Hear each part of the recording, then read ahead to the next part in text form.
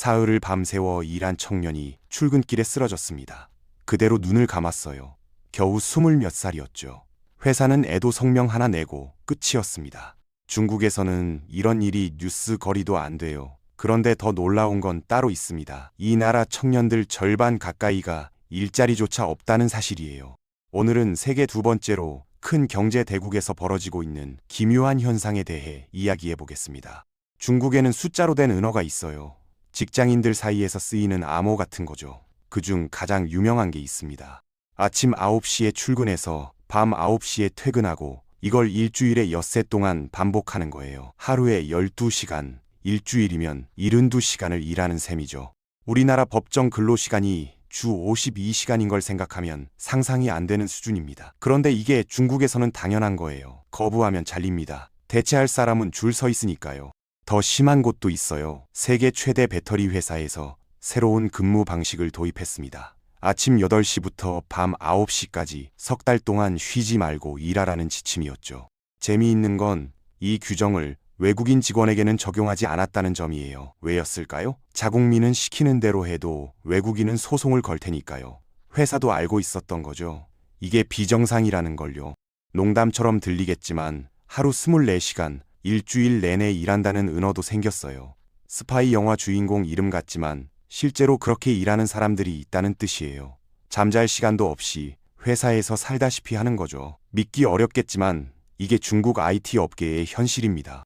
이런 상황에서 기막힌 상품이 등장했어요. 대형 보험사가 극한 근무자 전용 보험을 내놓은 거예요. 1년에 5만 정도만 내면 과로로 쓰러졌을 때 억대의 보상금을 준다는 상품이었죠. 광고 문구가 걸작이었어요. 당신의 꿈을 위해 밤샘이 두렵지 않다. 꿈이라뇨. 살아남는 게 꿈인 사회가 된 거예요. 보험사 입장에서는 수요가 있으니 만든 거겠죠. 그만큼 쓰러지는 사람이 많다는 반증이기도 합니다. 실제로 비극은 계속됐어요. 한 IT 회사 직원이 연속으로 밤을 새운 뒤 출근하다가 길에서 쓰러졌습니다. 병원으로 옮겨졌지만 이미 늦었죠. 20몇 살. 이제 막 사회에 발을 들인 나이였어요. 부모가 얼마나 가슴을 쳤을까요? 그런데 이런 뉴스가 나와도 중국에서는 크게 화제가 되지 않아요. 너무 자주 일어나는 일이라서요. 한두 명 죽는 건 뉴스거리도 안 되는 거죠. 왜 이렇게까지 일을 시키는 걸까요? 답은 간단해요. 사람이 남아 돌기 때문이에요. 중국 인구가 14억이에요. 당신이 안 하면 할 사람은 얼마든지 있어요. 회사 입장에서는 굳이 좋은 조건을 내걸 이유가 없죠. 지쳐서 나가 떨어지면 새 사람 뽑으면 그만이에요. 부품 갈아 끼우듯이요. 노동자는 사람이 아니라 소모품인 거예요.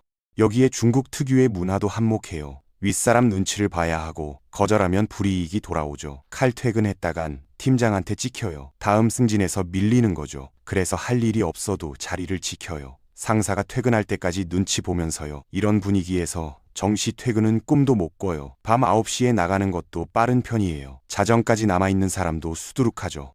문제는 이렇게 죽도록 일해도 보상이 없다는 거예요. 월급은 쥐꼬리만 해요. 대도시 집값은 하늘을 뚫었고요. 열심히 일해서 돈을 모아봤자 전셋값도 안 돼요. 베이징이나 상하이에서 조그만 아파트 한 채 사려면 월급을 한 푼도 안 쓰고 수십 년을 모아야 해요. 결혼? 당연히 포기죠. 아이, 생각도 못해요. 그냥 하루하루 버티는 거예요. 청년들 사이에서 자조 섞인 말이 돌아요. 아침에 일어나면 빚이 늘어있고 밤에 자려고 누우면 내일 출근 걱정뿐이다. 뭘 위해 사는지 모르겠다. 이런 이야기가 인터넷에 넘쳐나요. 희망이 없는 거죠. 열심히 해봤자 달라지는 게 없으니까요. 부모 세대는 달랐어요. 그때는 중국 경제가 폭발적으로 성장했죠. 열심히 일하면 정말로 인생이 바뀌었어요. 없던 집도 생기고 차도 사고 아이들 좋은 학교 보낼 수 있었죠. 지금 청년들은 그 성장의 과실을 하나도 못 받았어요. 태어나 보니 이미 잔치는 끝나 있었죠.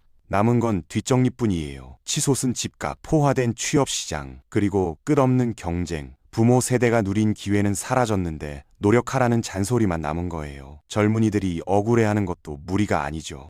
외국 언론에서는 이 세대를 역사상 가장 불운한 세대라고 불러요.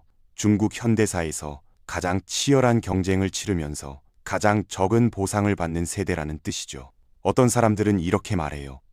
부모는 호황을 살았고 자식은 불황을 산다. 같은 나라, 같은 사회인데 세대에 따라 완전히 다른 세상을 경험하는 거예요. 이런 상황에서 청년들이 어떤 선택을 했을까요? 답은 의외였어요. 그들은 싸우지 않았습니다. 시위도, 파업도, 집회도 하지 않았어요. 대신 아주 이상한 방식으로 저항하기 시작했죠. 그냥 들어누운 거예요. 말 그대로요.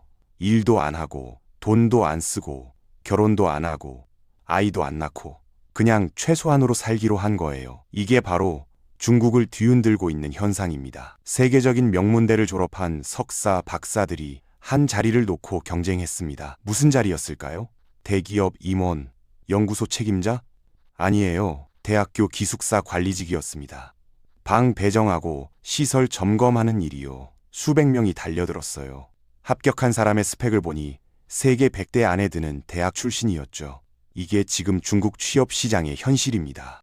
정부는 청년 실업률이 낮다고 발표해요. 그런데 누구도 그 숫자를 믿지 않죠. 한 유명 대학 연구팀이 실제로 조사해봤어요. 결과는 충격적이었습니다. 정부 발표에 거의 3배에 가까운 청년들이 놀고 있었어요. 절반에 육박하는 숫자였죠. 정부가 이 연구 결과를 어떻게 했을까요? 발표를 중단시켜버렸어요. 불편한 진실은 숨기는 게 나으니까요. 한동안 청년 실업 통계 자체가 사라졌습니다. 나중에 다시 발표했을 때는 계산 방식을 바꿔서 숫자를 확 낮춰놨더라고요. 매년 1,000만 명이 넘는 대학 졸업생이 쏟아져요. 앞으로는 더 늘어날 거라고 해요. 문제는 이 사람들이 갈 곳이 없다는 것이요. 예전에는 대학만 나오면 괜찮은 직장에 들어갈 수 있었어요. 지금은 대학원을 나와도 힘들죠. 석사, 박사가 넘쳐나니까요. 학력 인플레이션이 극심해진 거예요. 고등학교 졸업장이 예전의 초등학교 졸업장처럼 된 거죠. 대학 졸업장은 이제 명함도 못 내밀어요. 국영기업에서 사무직 1명 뽑는데 지원자가 200명이 넘게 몰렸어요. 전 세계 명문대 출신들이었죠. 미국, 영국, 중국 최고 대학 졸업생들이 경쟁한 거예요. 재무 담당 2자리에는 400명이 넘게 지원했고요. 법률직 2자리에는 거의 600명이 달려들었어요. 이게 말이 됩니까? 한 자리에 300대 1의 경쟁률이에요. 로또 당첨 확률이 더 높을 것 같아요. 가장 큰 피해를 본 세대가 있어요. 경제 고속 성장기에 태어났지만 그 혜택은 하나도 못 받은 세대죠. 어릴 때는 중국이 잘 나가는 것 같았어요. 부모님도 돈을 벌었고 미래가 밝아 보였죠. 그래서 열심히 공부했어요. 좋은 대학 가면 인생이 펴질 줄 알았으니까요. 그런데 막상 졸업하고 보니 세상이 바뀌어 있었어요. 성장률은 뚝 떨어졌고 기업들은 채용을 줄였죠. 타이밍이 최악이었던 거예요. 설상가상으로 전염병까지 터졌어요. 기업들이 대규모로 사람을 잘랐죠. 경력직들이 시장에 쏟아졌어요. 30, 40대 가장들이 연봉을 깎아서라도 취업하려고 달려들었습니다. 신입이 끼어들 틈이 없어졌어요. 빈자리가 생겨도 경력자가 채가니까요. 20몇 살 청년이 어떻게 10년 경력자와 경쟁해요? 게임이 안 되는 거죠. 여기에 보이지 않는 장벽이 하나 더 있어요. 바로 나이예요. 35살이 넘으면 이직이 거의 불가능해요. 채용 공고에 대놓고 나이 제한을 걸어요. 35 미만만 지원 가능. 공무원 시험도 마찬가지죠. 35이 지나면 문이 닫혀요. 청년들은 이걸 저주라고 불러요. 35살의 저주. 그 나이가 지나면 어디서도 받아주지 않는다는 뜻이에요. 인생의 유통기한이 정해져 있는 셈이죠. 또 하나 넘기 힘든 산이 있어요. 바로 인맥이에요. 중국에서는 아무리 실력이 좋아도 연줄이 없으면 한계가 있어요. 좋은 자리는 이미 정해져 있죠. 누구 아들, 누구 조카가 들어가게 되어 있어요. 명문대 나오고 스펙 쌓아봤자 소용없어요. 배경 없으면 천장에 막히죠. 청년들은 알아요. 아무리 열심히 해도 넘을 수 없는 벽이 있다는 걸요. 공정한 경쟁 같은 건 없어요. 처음부터 기울어진 운동장이에요. 이런 상황에서 청년들이 어떤 결론을 내렸을까요? 단순했어요. 뛰어봤자 소용없다. 열심히 일해봤자 남 좋은 일만 시킨다. 하루에 12시간씩 일하면서 남는 건 병뿐이다. 차라리 아무것도 안 하는 게 낫다. 이런 생각이 퍼지기 시작했어요. 어느 날 한 청년이 인터넷에 글을 올렸어요. 나는 오랫동안 일을 하지 않았다. 그런데 뭐가 잘못된 건가? 우리를 압박하는 건 서로를 비교하는 문화일 뿐이다. 그는 이렇게도 적었어요. 뉴스는 온통 연예인 소식뿐이다. 우리는 게임 속 캐릭터처럼 조종당하고 있다. 그리고 결론을 내렸죠. 옛날 그리스의 어떤 철학자는 통 속에서 살았다. 들어눕는 것이야말로 인간다운 삶이다. 눕는 것이 정의다. 이 글이 폭발적으로 퍼졌어요. 공감하는 청년들이 엄청났죠. 들어눕는다는 뜻의 단어가 하나의 운동처럼 번졌어요. 일하지 않고 소비하지 않고 결혼하지 않고 아이 낳지 않는 삶, 최소한의 돈으로 최소한으로 사는 삶. 이게 새로운 트렌드가 된 거예요. 경쟁을 거부하는 거죠. 시스템에서 이탈하는 거예요. 우리나라에도 비슷한 현상이 있어요. 연애, 결혼, 출산을 포기한 세대. 일본에도 있죠. 욕심을 버리고 현실에 순응하는 세대. 동아시아 청년들의 좌절감은 비슷해요. 다만 중국 청년들은 더 과격해요. 완전히 드러누워 버렸으니까요. 경쟁의 장에서 완전히 빠져버린 거예요. 이들은 스스로를 채소에 비유해요. 잘나도 다시 자라는 채소요. 끊임없이 수확당하는 존재라는 뜻이죠. 재미있는 건 그 채소를 벨 때 쓰는 도구가 낫이라는 거예요. 어떤 정당의 상징이 낫과 망치잖아요. 은근한 비꼬기죠. 누워있는 채소는 벨 수 없다. 이게 그들의 슬로건이에요. 아무것도 안 하면 착취당할 것도 없다는 뜻이죠. 인터넷에는 극단적인 절약법이 공유돼요. 한 달에 몇만 원으로 사는 법, 돈 안 들이고 시간 보내는 법, 최소한의 비용으로 버티는 노하우를 나누죠. 소비 자체를 거부하는 거예요. 이런 글도 돌아다녀요. 석 달 동안 회사 안 나가면 권력이 흔들린다. 반년 동안 안 나가면 새로운 세상이 열린다. 농담 같지만 진심이에요. 가장 섬뜩한 말이 있어요. 마라톤을 뛸 바에야 신발 끈을 안 묶겠다. 달려봤자 꼴찌인 거 아니까? 아예 경기장에 안 들어가겠다는 거예요. 시작 자체를 거부하는 거죠. 이게 지금 중국 청년들 사이에서 퍼지고 있는 생각이에요. 정부는 이들을 어떻게 대하고 있을까요? 그리고 이 현상이 중국 경제에 어떤 영향을 미치고 있을까요? 최고 권력자들이 한자리에 모였습니다. 국가에서 가장 높은 사람 25명이 모인 회의였어요. 안건이 뭐였을까요? 외교, 국방, 아니었어요. 바로 청년 취업 문제였습니다. 들어누운 젊은이들 때문에 나라의 최고 위층이 머리를 맞대야 했던 거예요. 그만큼 심각하다는 뜻이죠. 오늘은 정부와 기업이 이 청년들을 어떻게 대하고 있는지, 그리고 왜 번번이 실패하는지 이야기해 보겠습니다. 들어누운 청년들이 정부 입장에서는 골칫덩이에요. 그런데 묘한 게 있어요. 이들을 처벌할 방법이 없다는 거죠. 생각해 보세요. 뭘로 잡아요? 범죄를 저지른 것도 아니에요. 시위를 한 것도 아니고요. 그냥 집에 있는 거예요. 일 안 하고 돈 안 쓰는 게 무슨 죄예요? 법적으로 처벌할 근거가 없어요. 조직을 만든 것도 아니에요. 지도자도 없고 단체도 없어요. 그냥 각자 알아서 눕는 거예요. 정부가 탄압할 명분 자체가 없는 거죠.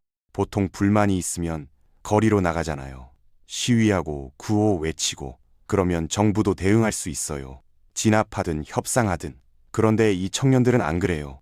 조용해요. 아무 말도 안 해요. 그냥 방에 틀어박혀 있어요. 이게 더 무서운 거예요. 상대가 뭘 원하는지 모르니까요. 요구사항이 없어요. 협상 테이블에 앉지를 않아요. 침묵이 그들의 무기인 거죠.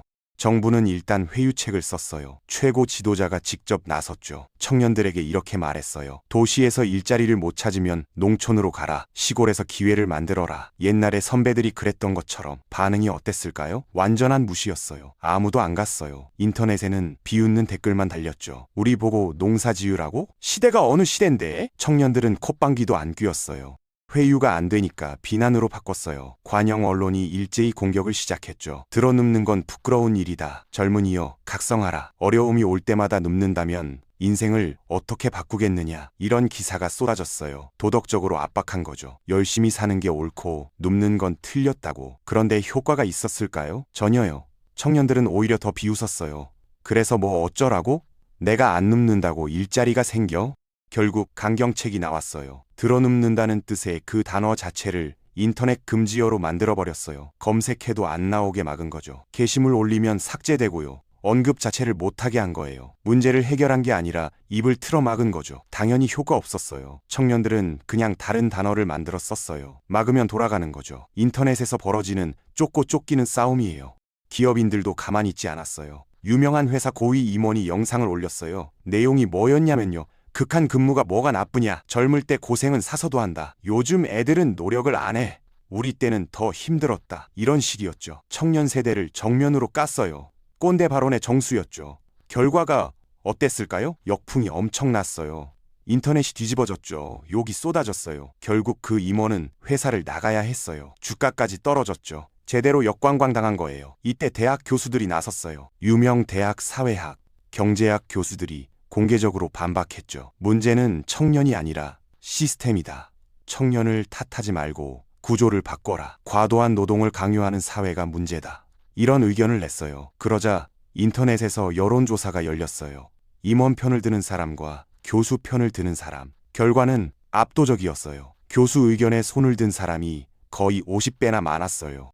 그런데 정작 청년들은 어땠을까요? 이 논쟁에 참여조차 안 했어요. 아무 반응이 없었어요. 투표도 안 하고 댓글도 안 달았어요. 완전한 침묵이었죠. 이게 가장 무서운 거예요. 화를 내면 그래도 관심이 있는 거잖아요. 바꾸고 싶은 마음이 있는 거잖아요. 그런데 아예 반응이 없어요. 관심 자체가 없는 거예요. 너희끼리 떠들어라. 나는 상관없다. 이런 태도죠. 이 침묵이야말로 그들의 가장 강력한 메시지였어요.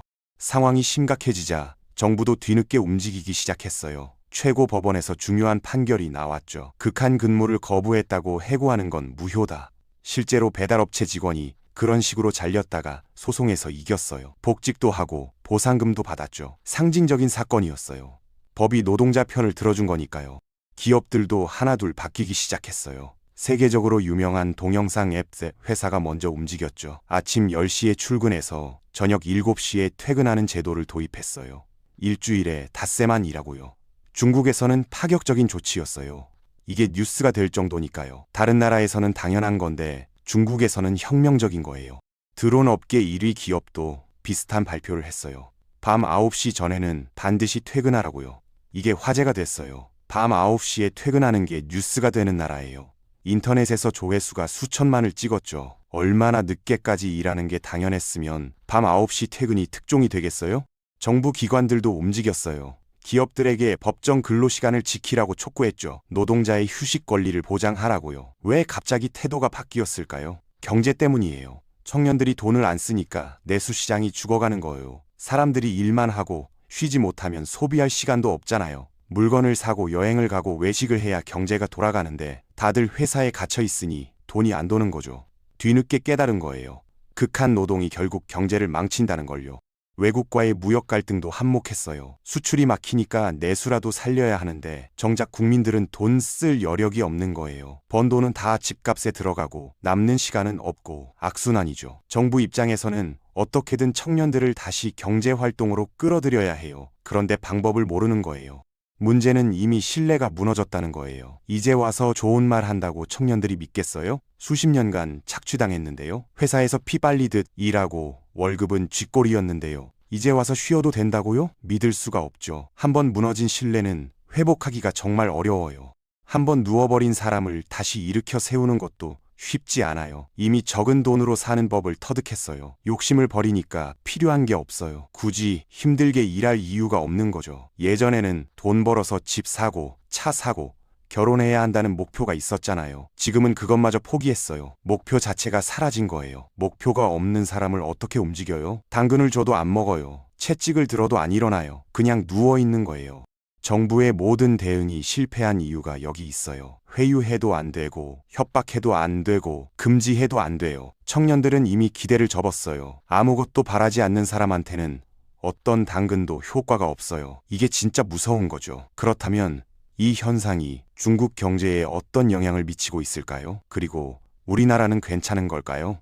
30대 중에서 아무것도 안 하는 사람이 역대 최대치를 찍었습니다.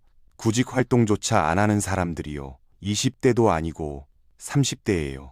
이미 가정을 꾸렸을 나이의 사람들까지 포기하기 시작한 거죠. 젊은 세대 3억 명 이상이 경제활동을 접으면 어떻게 될까요? 타격은 가장 가까운 곳에서 먼저 나타났어요. 청년들이 지갑을 닫아버리니까 동네 가게들이 죽어나가기 시작했죠. 밥집, 카페, 옷가게. 젊은 손님이 안 오니까 매출이 뚝 떨어졌어요. 장사가 안 되니까 직원을 자르고 그 직원들은 또 소비를 줄이고 악순환이 시작된 거예요. 작은 가게들부터 무너지기 시작했죠. 더 큰 문제는 집이에요. 청년들이 집을 안 사요. 왜요? 어차피 결혼도 안 할 건데 뭐하러 집을 사요? 혼자 살기엔 월세로 충분하죠. 최소한의 돈으로 살겠다는 사람들이 억대 빚을 내서 집을 살 리가 없잖아요. 부동산 시장이 얼어붙기 시작했어요. 집값이 떨어지고 건설사가 흔들리고 중국 경제에서 부동산이 차지하는 비중이 엄청나거든요. 그게 흔들리니까 전체 경제가 휘청이는 거예요. 결혼을 포기하니까 관련 산업이 다 타격이에요. 웨딩업계, 예물업계, 신혼여행업계, 줄줄이 매출이 줄었죠. 아이를 안 낳으니까 유아용품, 교육산업도 마찬가지고요. 한 조사에서 여성들한테 물어봤대요. 평생 아이를 안 낳겠다는 사람이 10명 중 1명이었어요. 적은 것 같죠? 그런데 이건 아예 안 낳겠다는 사람만 센 거예요. 한두 명만 낳겠다는 사람이 합치면 훨씬 많죠. 저출산이 더 빠르게 진행되고 있다는 뜻이에요. 정부는 내수 경제를 살리겠다고 외쳐요. 국민들이 돈을 써야 경제가 돌아간다고요. 그런데 정작 돈을 써야 할 청년들이 지갑을 닫아버렸어요. 젊은 세대가 전체 인구의 4분의 1이 넘어요. 3억 명이 넘는 사람들이에요. 이 사람들이 소비를 안 하면 경제가 어떻게 되겠어요? 아무리 정책을 내놔도 효과가 없는 거예요. 몇 년 전에 봉쇄 정책에 반대하는 시위가 있었어요. 전국 곳곳에서 사람들이 거리로 나왔죠. 언론에서는 봉쇄가 너무 심해서 그렇다고 했어요. 맞는 말이에요. 그런데 절반만 맞아요. 시위에 나선 사람 대부분이 청년들이었거든요. 그들이 외친 건 단순한 봉쇄 해제가 아니었어요. 무한 경쟁 속에서 우리는 자포자기 세대가 됐다. 모든 부담이 우리한테 쏠리고 있다. 정부가 책임져라. 이런 이야기를 했어요. 쌓인 게 터진 거죠. 그런데 더 무서운 게 있어요. 그 시위가 일회성이었다는 거예요. 봉쇄가 풀리자 청년들은 다시 조용해졌어요. 계속 싸우지 않았어요. 제도를 바꾸라고 요구하지도 않았어요. 그냥 다시 눕더라고요. 분노조차 오래가지 않는 거예요. 에너지 자체가 없는 거죠. 싸울 힘도 없이 그냥 포기해버리는 거예요. 이게 진짜 심각한 거예요. 우리나라에도 비슷한 현상이 있어요. 연애, 결혼, 출산을 포기했다는 세대, 취업 포기자도 늘고 있죠. 공식 실업률은 낮아요. 선진국 평균보다 훨씬 낮죠. 그런데 체감은 다르잖아요. 대학 나와도 제대로 된 직장 구하기가 하늘의 별 따기예요. 괜찮은 일자리는 줄고 알바티는 청년들은 늘고 있어요. 숫자로는 괜찮아 보여도 현실은 다른 거죠.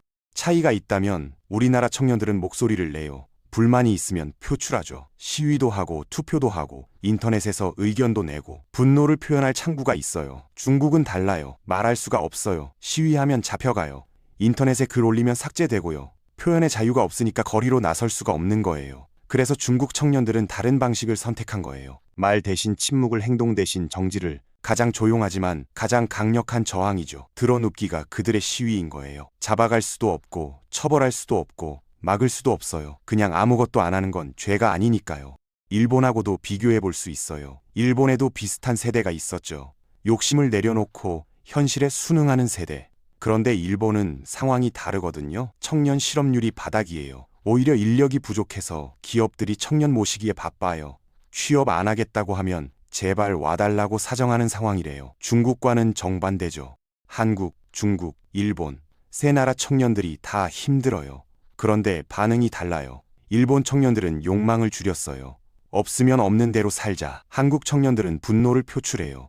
이건 아니다. 바꿔야 한다. 중국 청년들은 경쟁 자체를 거부했어요. 판을 뒤엎은 게 아니라 판에서 나와버린 거예요. 왜 중국이 가장 극단적일까요? 통제의 강도 때문이에요. 말할 수 없으니까 침묵으로 저항하는 거예요. 움직일 수 없으니까 멈춤으로 저항하는 거예요. 표현의 자유가 막히면 남는 건 아무것도 안 하는 것뿐이에요. 이게 그들이 찾은 유일한 출구인 거죠. 장기적으로 이건 체제에 대한 위협이 될 수 있어요. 경제가 돌아가려면 사람들이 일하고 소비해야 해요. 세금도 내야 하고요. 그런데 3억 명이 멈춰버리면 어떻게 되겠어요? 내수 시장은 무너지고 저출산은 가속화되고 혁신은 멈추고 국가 경쟁력은 떨어지겠죠. 정부가 아무리 위대한 꿈을 외쳐도 청년들이 안 움직이면 소용없어요. 문제는 청년들이 일어날 이유를 못 찾겠다는 거예요. 열심히 일해도 집 한 채 못 사요. 결혼도 못 하고 아이도 못 낳아요. 35 넘으면 어디서도 안 받아줘요. 이런 상황에서 왜 일어나야 해요? 뭘 위해서요? 목표가 없는데 어떻게 움직여요? 인터넷에 떠도는 말이 있어요. 서서 맞느니 차라리 바닥에 납작 엎드리겠다. 이 한마디가 모든 걸 설명해요. 버틸 의지도 없고 싸워서 얻을 것도 없고 그래서 그냥 주저앉은 거예요. 이게 3억 명의 선택이에요. 우리나라도 남의 일이 아니에요. 아무것도 안 하면서 구직 활동도 안 하는 청년이 계속 늘고 있어요. 방에만 틀어박혀 사는 사람도 늘고 있고요. 어떤 분석에 따르면 일본보다 더 심각하다고도 해요. 청년들이 조용히 사회에서 빠져나가는 흐름이 우리나라에도 시작된 거예요. 중국 청년들의 모습이 10년 뒤 우리의 미래일 수도 있어요. 아니, 어쩌면 이미 시작됐는지도 모르죠. 드러눕는 현상은 단순한 유행이 아니에요. 시스템이 실패했을 때 청년들이 보내는 마지막 신호예요. 극한 노동, 취업 지옥, 보이지 않는 천장, 사라진 기회. 이 모든 게 겹쳐서 만들어진 결과죠. 거리로 나가지 않아요. 목소리를 높이지도 않아요. 뭘 달라고 요구하지도 않아요. 그냥 멈춰버린 거예요. 그런데 이 정지 상태가 가장 큰 소리예요. 정부가 막을 수도 없고 기업이 달랠 수도 없어요. 아무것도 안 하는 건 처벌할 수 없으니까요. 젊은 세대를 포기하게 만든 사회에 미래는 없어요. 이건 중국만의 이야기가 아니에요. 청년이 희망을 잃으면 나라도 희망을 잃는 거예요. 앞으로 관련 뉴스를 볼 때 숫자 뒤에 숨은 3억 명의 얼굴을 떠올려 보세요. 그리고 우리도 그들과 멀지 않다는 걸 기억해 주세요.